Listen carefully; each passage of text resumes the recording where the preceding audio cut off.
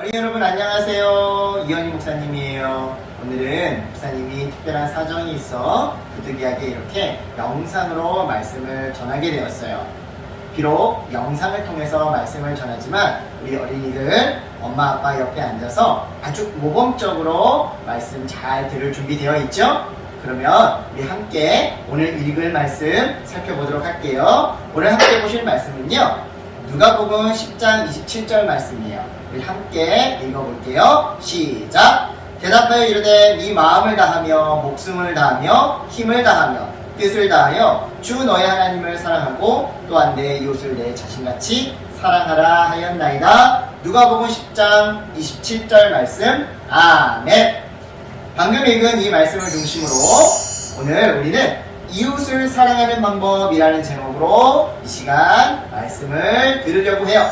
하루는 어떤 율법교사가 예수님께 찾아와 예수님을 시험하기 위해 이렇게 물어봤어요. 선생님, 제가 무엇을 해야 영생을 얻겠습니까? 여러분, 지금 이 질문을 하는 율법교사는요, 그 시대에 소문난 성경 전문가들이었어요. 따라서 이 율법교사가 예수님께 이와 같은 질문을 했던 이유는, 만약에 예수님이 율법에 어긋난 대답을 하기라도 한다면 트집을 잡아서 사람들 앞에서 망신을 주기 위함이었던 거죠. 하지만 예수님은요, 오히려 그에게 이렇게 되물으셨어요. 율법에 무엇이라고 기록되어 있으며 너는 그것을 어떻게 이해하고 있느냐?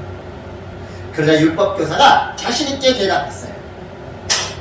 내 마음을 다하고 내 목숨을 다하고 내 힘을 다하고 내 뜻을 다하여 주 너의 하나님을 사랑하여라라고 기록되어 있고, 또한 내 이웃을 내 자신같이 사랑하여라라고 기록되어 있습니다. 여러분, 이렇듯 율법교사는요, 신명기 6장 5절과 레위기 19장 18절의 말씀을 따라서 정확하고 분명하게 대답했어요. 그러자 예수님은 율법교사의 대답을 인정해 주시면서 이렇게 말씀하셨죠. 네 대답이 옳도다. 그러니 너는 그 기록된 말씀 그대로 행하여라. 그대로 실천하거라. 그리하면 네가 영원히 살 것이다. 그러자 자기가 얼마나 이웃사랑을 잘 실천하고 있는지 이걸 자랑하면서 우쭐대고 싶었던 이 율법교사가 이렇게 물어봤어요. 그러면 내 이웃이 누구입니까? 자, 여러분, 율법교사는 진짜 자기 이웃이 누구인지 몰라서 지금 이렇게 물어본 걸까요? 아니에요. 그는요, 자기 딴에는 자기 이웃이 누구인지 잘 알고 있다고 생각했어요. 동시에 과연 예수님은 이웃의 범위를 어디까지 인정하시는지 예수님의 해석을 시험하고 싶었던 거죠. 자, 이게 무슨 말이냐면요, 예수님 당시 유대인들은요, 이방인의 피라고 한다면 단 한 방울도 섞이지 않은, 즉 혼혈이 아닌 순수 혈통인 이스라엘 사람들만 자기들의 1등 이웃이라고 생각했어요. 1등 이웃. 동시에 남유다 땅에서, 주로 남유다 땅에서, 물론 다른 땅도 해당되겠지만 주로 이 남유다 땅에서 살아가는 나그네들만 2등 이웃이라고 생각했죠. 그래서 이러한 1등 이웃과 2등 이웃만 자신들이 사랑해야 할 이웃이라고 생각하고 나머지 사람들은 이웃이 아니라고 생각했는데요, 율법교사는 과연 예수님도 자기네들과 똑같이 이렇게 생각하고 있는지 시험해 보려고 했던 거예요. 그래서 만약 예수님이 똑같게 생각하지 않으시면, 자기들과 다르게 생각하고 계시다고 한다면 사람들 앞에서 망신을 주려고 예수님께 내 이웃이 누구입니까? 하고 물어봤던 거죠.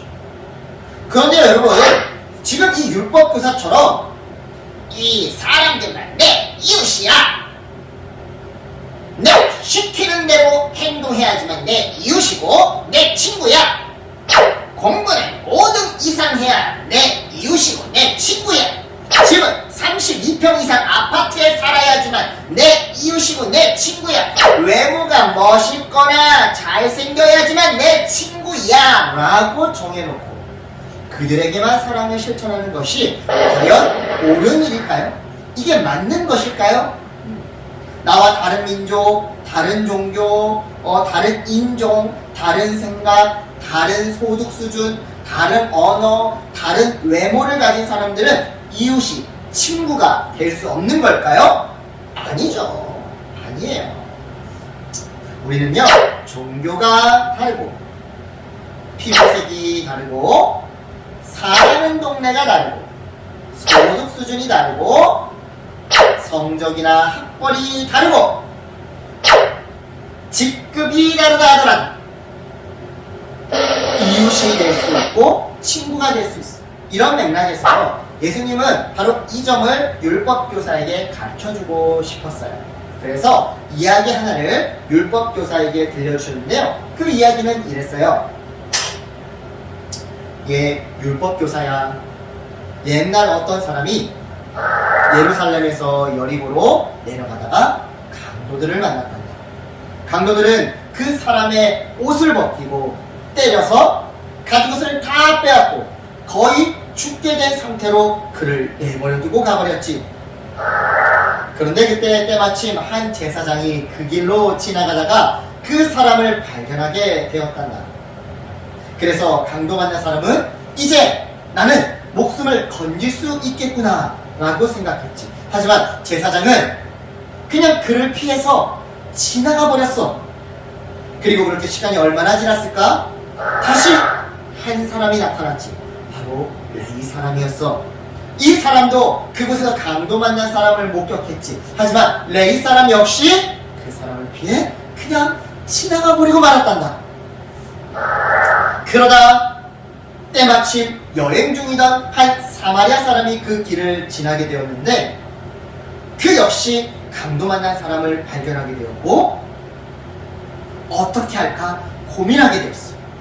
그런데 이전 사람들과는 달리 이 사마리아 사람은 그 사람을 보자마자 불쌍한 마음이 들었어. 그래서 가까이 다가가 그 사람을 살펴보기 시작했지. 자세히 보니 그 사람의 상처가 매우 심각했어. 그래서 그는 그 상처에 올리브 기름과 포도주를 붓고 싸매어 주었지. 그리고는 자기가 타고 온 짐승에 그 사람을 태워 여관으로 데리고 가서 밤새 그를 돌봐주었단다. 심지어는 다음날 그는 2데나리온을 쓱 꺼내더니만 여관 주인에게 주면서 이렇게까지 말했지. 이 사람을 돌봐주십시오. 비용이 더 들면 내가 돌아오는 길에 갚겠소. 이복의 율법교사, 강도 만난 사람을 목격했던 제사장과 레위인과 사마리아 사람, 자네는 이 세 사람 가운데서 누가 강도 만난 사람에게 이웃이 되어주었다고 생각하는가? 그러자 율법교사가 이렇게 대답했어요. 그야 당연히 자비를 베푼 사람입니다. 이에 예수님은 다시 이렇게 말씀하셨어요. 그래? 그렇다면 가서 너도 그와 같이 해줘라. 자, 여기까지 예수님의 이야기를 들은 율법교사는 무엇을 깨달았을까요?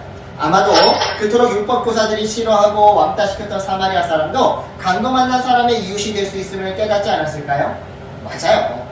당시 유대인들은요, 사마리아 사람을 죄인으로 여기면서 가까이 하지 않았더랬어요. 사마리아 사람들은 대부분 피가 섞인, 이방인과 혈통이 섞인 그런 혼혈인이었거든요. 그래서 쉬운 말로 왕따시켰던 거죠. 그래서 사마리아 사람이 제사장과 레위 사람에 이어서 그 이야기 속에 등장하는 것부터가 아마 이 율법교사의 마음에는 들지 않았을 건데요. 하지만 예수님의 이야기를 들으면서 율법교사는 강도 만난 사람의 이웃은 다름 아닌 자비를 베푼 사마리아 사람이라는 것을 부인할 수 없었어요. 그러면서 동시에 내 이웃을 내 몸과 같이 사랑하라 라는 이 하나님의 말씀을 새롭게 깨닫게 되었던 거죠. 이게 무슨 말이냐? 자, 예수님은요, 강도 만난 사람이 거의 죽게 된 상태였다고 말씀하셨더랬어요. 즉, 자기의 힘으로는 아무것도 할 수 없는 그런 상태였던 거죠. 그런데 네 이웃을 네 자신과 같이 사랑하라 라는 말씀을 누구보다 잘 알았던 제사장과 레위인은요, 정작 그 말씀을 실천하지 않았어요. 오히려 사람들에게 멸시와 차별과 왕따를 당하던 이 사마리아 사람이 피가 섞였다고 혼혈인이라고 무시당하던 그 사마리아 사람이 자기를 왕따하던 그 유대인을 향해 이웃을 내 자신과 같이 사랑하라는 말씀을 실천했던 거죠. 따라서 내 이웃을 내 몸과 같이 사랑하라는 말은요, 자기의 힘으로는 아무것도 할 수 없는 그런 사람을 보면 그 사람이 누구든지 무조건 배려와 관심을 가지고 행동하라는 의미인 거예요. 그 사람이 심지어 내 기준, 내 생각에 걸맞지 않더라도 말이죠. 또한 율법교사는요, 예수님의 이야기를 통해 이웃을 어떻게 사랑해야 하는지도 깨닫게 되었는데요. 왜냐? 예수님은 사마리아 사람의 행동을 자세히 묘사하시면서 이웃을 어떻게 사랑해야 하는지 분명하게 가르쳐 주셨거든요. 먼저 첫 번째, 불쌍히 여기는 거예요. 왜냐? 불쌍히 여기는 마음이 연약한 이웃을 보고 돕게 만드는 첫 번째 시작점 마중물인 거니까요. 이어서 둘째로 가까이 다가가는 거예요. 왜요? 가까이 다가가야 연약한 이웃의 상태가 어떤지, 무엇이 필요한지, 올리브 기름이 필요한지, 포도주가 필요한지, 몰약이 필요한지 이런 것들을 알 수가 있거든요. 계속해서 셋째로 필요를 채워주는 거예요. 마치 사마리아 사람이 강도만난 사람을 그냥 바라만 본다거나 그냥 말로만 아이고 아프시죠 어떡해요 이렇게 말로만 위로한 게 아니라 기름과 포도주로 그에게 필요한 응급조치를 실제로 해주었듯이 말이죠. 마지막 넷째로 끝까지 돌보아주는 거예요. 보시면 사마리아 사람은 자기가 타고 온 짐승에 강도 만난 사람을 태워서 여관을 찾았어요. 그리고는 밤새 돌봐주었고요. 심지어는 다음날 여관을 떠나며 여관 주인에게 그를 잘 돌봐달라고까지 부탁했더랬죠.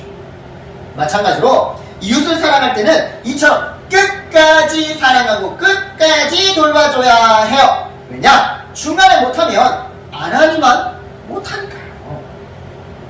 자, 그렇다면 이쯤에서 이제 오늘 말씀을 한번 우리 정리해 볼게요. 오늘 예수님의 말씀 속에서 강도를 만나 거의 죽게 된 사람의 이웃이 되어준 사람은요, 바로 그에게 다가가 사랑을 베풀어준 사마리아 사람이었어요.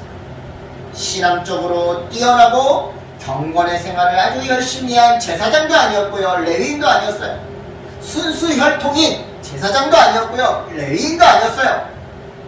혼혈인이면서 어떻게 보면 종교적인 신앙적으로 관점으로 보자면 신앙이 형편없어 보이는 사마리아 사람이었어요.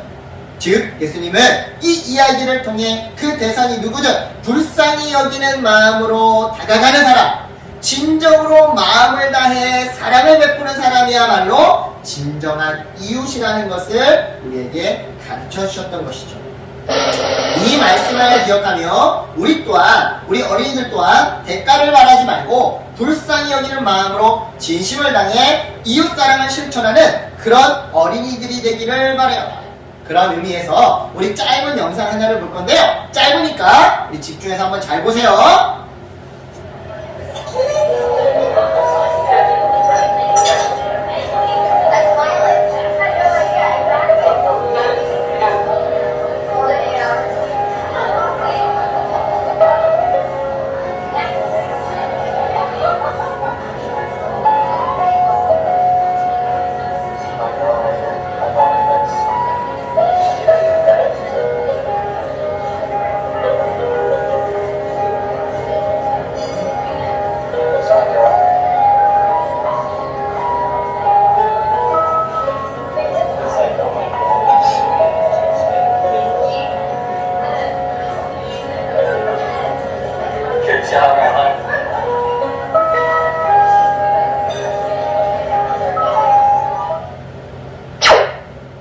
방금 이 영상 속 여자친구처럼 이웃에게 갖는 그 관심을 통해 여러분의 인격이, 성품이 자라나고 이웃에게 도움을 실천하는 그 행동을 통해서 여러분의 실력이 자라나는 실로 성품과 실력을 겸비한 훌륭한 하나님 나라의 어린이들 되기를 예수님의 이름으로 예수님의 이름으로 진심으로 축복합니다. 아멘. 이제 우리 말씀을 마쳤으니 우리 이강률 어린이 앞에 나와서 우리 이 말씀을 위해 기도해 주시겠습니다.